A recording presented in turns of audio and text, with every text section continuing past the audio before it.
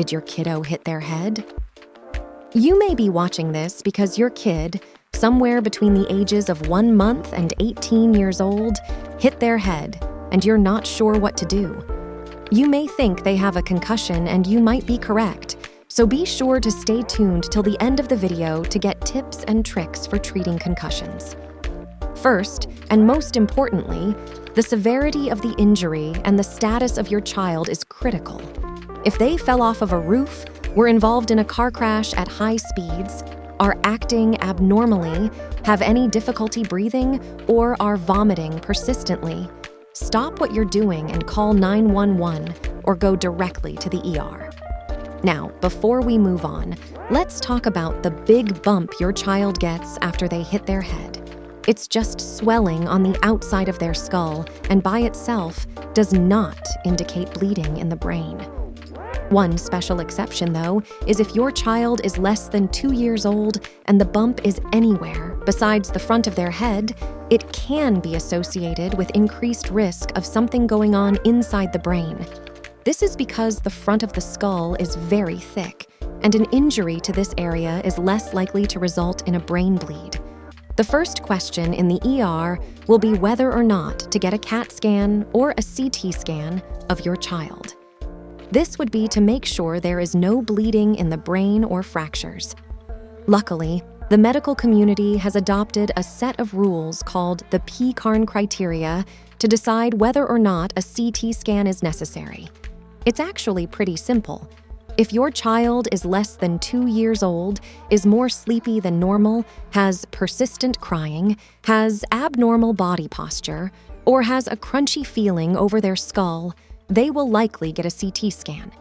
If they don't have any of those things, then any loss of consciousness lasting longer than 5 seconds, a concerning fall or accident, any abnormal behavior, or a hematoma anywhere other than the front of the head, then there will be a heavier consideration of CT scan. Your provider will discuss the risks and benefits of proceeding with a CT scan, which we'll discuss that later. If your child is between the ages of 2 and 18, the rules are very similar. Any confusion regarding their name, where they're from, things they would normally know, or any signs of a fracture at the base of their skull will likely result in a CT scan. Again, if the accident was dangerous, falling from greater than 5 feet, a high-speed car crash, a fast object hitting them in the head, or a severe headache, a discussion between you and the provider will need to be had in order to proceed either with CT imaging or observation. An observation period in the ER will spare the radiation of a CT scan in order to make sure your child is improving steadily over 2 to 4 hours. Let's talk about the risks of a CT scan. Think of a brain CT scan as a very accurate X-ray, but 20 times the radiation dose of an X-ray.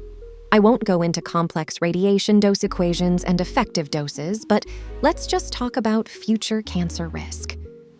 First off, yeah, it's hard to calculate because there is not a ton studies out there. What's most important is cumulative radiation dose over a person's lifetime. In simple terms, 1 in 1,000 people exposed to a single CT scan, either of the neck, chest, abdomen, or pelvis, will develop cancer due to that single exposure.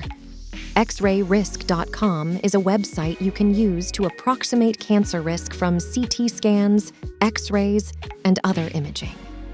For example, if your 2-year-old gets one brain CT scan, their additional cancer risk, outside of their baseline cancer risk, is 0.037%, which, when isolated, is not a lot. However, this adds up quickly when they get multiple CTs over 1 year or several years. If you're interested, please follow the link in the description below to the calculator. If, at the end of the day, the CT is normal, headache, confusion, and some mild fuzziness surrounding the fall can be suggestive of a concussion. You may notice they have a blank stare, have trouble remembering things, or may easily cry or laugh. Concussions are a complex topic and will require follow-up with a primary care doctor. Recovery can take days, weeks, and sometimes months.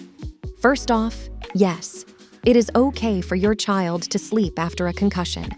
To reduce symptoms, avoid bright lights at home or time on a cell phone or iPad. It's important to reduce loud noises and avoid activities that require significant concentration, like video games. Avoid contact sports until your child has no symptoms and has followed up with their primary care doctor. If your child has a second head injury during this period, it can lead to serious brain injury. If your child is feeling better, slowly begin to incorporate daily activities every 24 hours. For example, introduce walking outside for 24 hours, and if your child has no problems, you may introduce a new activity over the following 24 hours until their daily schedule is back to normal. Please leave your comments below and follow, like, and subscribe for more videos so you can be more informed and take control of your health. We'll see you next time in your waiting room.